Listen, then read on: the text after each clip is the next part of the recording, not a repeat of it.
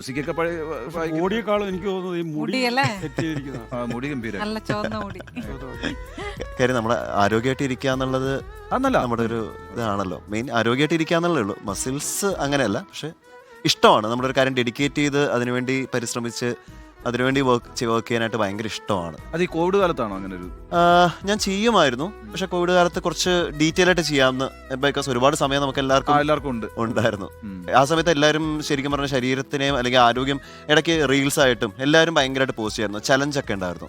നമ്മൾ ഇത്രയും ദിവസം കൊണ്ട് ഇത്രയും കാര്യങ്ങൾ ചെയ്യാന്നുള്ളൊരു ചലഞ്ചൊക്കെ ഉണ്ടായിരുന്നു. അപ്പോൾ അങ്ങനെ ഒരു ചലഞ്ചായിട്ട് ഞാൻ ചെയ്തതാണ്. പക്ഷെ ഞാൻ എവിടെയും പറഞ്ഞിട്ടൊന്നുമില്ല. ബട്ട് എനിക്കത് നമ്മുടെ ഉള്ളിൽ നിന്നും അത് ചെയ്യണം എന്നൊരാഗ്രഹം അങ്ങനെ വന്നു. വയലിൻ കൈ കയറിയപ്പോഴാ 9ാമത്തെ വയസ്സിൽ. മനസ്സിൽ കയറിയതോ അറിയില്ല എപ്പോഴാണെന്ന് നമുക്കൊരു കറക്റ്റ് ഒരു ഇത് പറയാൻ പറ്റത്തില്ല. എന്നും മനസ്സിലുണ്ടായിരുന്നു എന്നുള്ളതാണ് സത്യം. അങ്ങനെ ഒരു ഇതുണ്ടോ, ഒരു പാരമ്പര്യമൊക്കെ ഉണ്ടോ?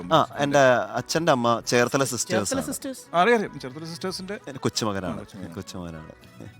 അപ്പൊ എപ്പോഴാണ് സംഗീതം അറിയില്ല. വീട്ടിലെപ്പോഴും എപ്പോഴും സംഗീതം ഉണ്ടായിരുന്നു. അതാണ് അതിലെ സത്യം. നമ്മുടെ നാട്ടിൽ പ്രശസ്തരായ രണ്ടുപേരാണ്, ചേർത്തല സിസ്റ്റേഴ്സും അമ്പലപ്പുഴ ബ്രദേഴ്സ്. അമ്പലപ്പുഴ ബ്രദേഴ്സ് ഇനി ഈ പുരാണം കേൾക്കേണ്ടി വരും. വേറെ വല്ല ഒരു സംസ്കാരമുള്ള സ്ഥലത്തെ കുറിച്ച്. അതെ അതെ, ശരിക്കും അവരുടെ എൻ്റെ അച്ഛാമ്മ അവരുടെ ഒരു വീട്ടിൽ അവർ ഒരുപാട് ഈ പ്രോഗ്രാമിനൊക്കെ പോകുന്നതും ഇതൊക്കെ അവർക്ക് ഭയങ്കര ഓർമ്മകളായിരുന്നു. കാര്യം അന്നത്തെ കാലത്ത് നമ്മൾ ഇന്നത്തെ കാലത്തെ പോലെയുള്ള സൗകര്യങ്ങളില്ല. ചിലപ്പോൾ ബസ് കയറി പോകണം, ചിലത് കടത്ത് കടന്നു പോകണം. അപ്പോൾ അവരുടെ ആ ഒരു എക്സ്പീരിയൻസ്, പിന്നെ അവിടെ അമ്പലപ്പറമ്പ്, അങ്ങനെ ഒരു കാലത്ത് അമ്പലപ്പറമ്പുകളാണല്ലോ ഏറ്റവും കൂടുതൽ പ്രോഗ്രാം. അപ്പോൾ അവരുടെ ഓരോരോ ഓർമ്മകളും അപ്പോൾ പണ്ട് കുഞ്ഞിലെ പറഞ്ഞു കേട്ടിട്ടുണ്ട്. എനിക്ക് അത്രയും എക്സ്പീരിയൻസ് പറയാനില്ല, പക്ഷെ ചില ഓർമ്മകൾ അവരുടെ പറഞ്ഞു കേട്ടിട്ടുണ്ട് കുഞ്ഞിലെ. അപ്പൊ നമുക്ക് ഈ വെൽക്കം ഡ്രിങ്ക് എന്നൊക്കെ പറയുന്ന പോലെ ഒരു വെൽക്കം ഷോ ആവാം. റഹ്മാന്റെ പാട്ടുകളാണ് അല്ലേ? മലർകിളയിൽ തുടങ്ങാം അല്ലേ?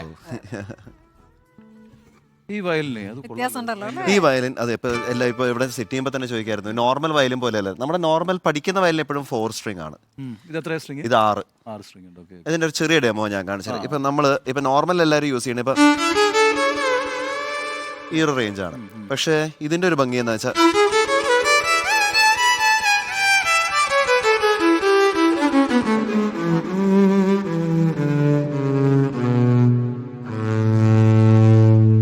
അത്ര റേഞ്ച് കിട്ടും. കാര്യം ഇത് എനിക്ക് കസ്റ്റമൈസ് ചെയ്ത് തന്നാണ്. എൻ്റെ ഒരു ആഗ്രഹപ്രകാരം നമ്മൾ അറ്റ് എ ടൈമിൽ വയലിനും വിയോളയും സെല്ലും റേഞ്ചും കൂടെ അറ്റ് എ ടൈം കിട്ടുന്ന പോലെ. മൂവ്മെന്റ് ശരിക്കും നമ്മുടെ വിരലിന്റെ മൂവ്മെന്റിനെക്കാളും നമ്മുടെ ബ്രെയിൻ ആക്ടിവിറ്റിയാണ്. അതാണ് നമ്മളിപ്പോൾ എന്തെങ്കിലും ഒരു പ്രാക്ടീസ് ചെയ്യാന്നുള്ളത് പറയും. ഇപ്പോൾ ചിലവർ പറയും ഇപ്പോൾ ചിലർക്ക് മാനുവൽ വണ്ടി ഓടിക്കാനാണ് ഇഷ്ടം, ചിലർക്ക് ഓട്ടോമാറ്റിക് ആണ് ഇഷ്ടം. അപ്പോൾ മാനുവലിൽ നിന്ന് ഓട്ടോമാറ്റിക്കലി വരുമ്പോൾ ഒരു ബുദ്ധിമുട്ടെന്നൊക്കെ പറയാറുണ്ട്. പക്ഷേ ഇത് എനിക്കൊരു എന്ന് വെച്ചാൽ നമ്മുടെ മനസ്സിലുള്ള സംഗീതം മൊത്തം നമുക്ക് എക്സ്പ്രസ് ചെയ്യാൻ പറ്റുന്ന, വയലിന് ഏറ്റവും കൂടുതൽ എക്സ്പ്രഷൻ ചെയ്യാൻ പറ്റുന്നൊരു കാര്യമാണ്. പക്ഷേ 4 സ്ട്രിങ്ങിൻ്റെ ഒരു പോരായ്മയല്ല, അതിന് അതിൻ്റെതായ ഗുണങ്ങളുണ്ട്. എല്ലാ വയലിനും അതിൻ്റെതായ പ്രത്യേകതകളും ഗുണങ്ങളുണ്ട്. പരിമിതിയല്ല, എല്ലാം ഗുണങ്ങളാണ്. കാര്യം നമുക്ക് 4 സ്ട്രിങ്ങിന് അതിൻ്റെതായ ഭംഗിയുണ്ട്, അതിൻ്റെ സുഖങ്ങളുണ്ട്. പക്ഷേ നമുക്ക് ഇപ്പോൾ ഒരു എൻ്റയർ വലിയൊരു ഷോ കൺസീവ് ചെയ്യുമ്പോൾ നമുക്ക് പല റേഞ്ചും പല കാര്യങ്ങളും നമ്മളൊന്ന് എക്സ്പെരിമെൻ്റ് ചെയ്യേണ്ടി വരും. ഇപ്പോൾ ഫോർ എക്സാമ്പിൾ ഇപ്പോൾ ഇത് സെല്ലോ റേഞ്ച് എന്ന് പറയുമ്പോൾ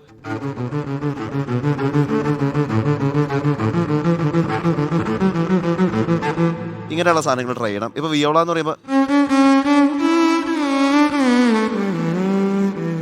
വയലിൻ എന്ന് പറയുമ്പോൾ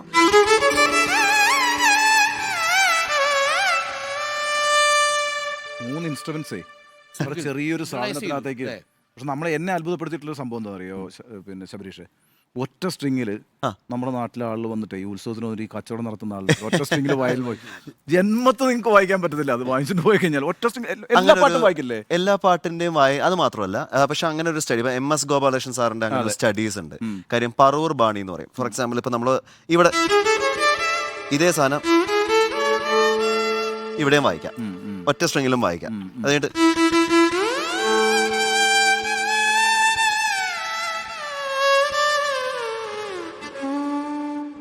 ഒറ്റയിലും വായിക്കാം.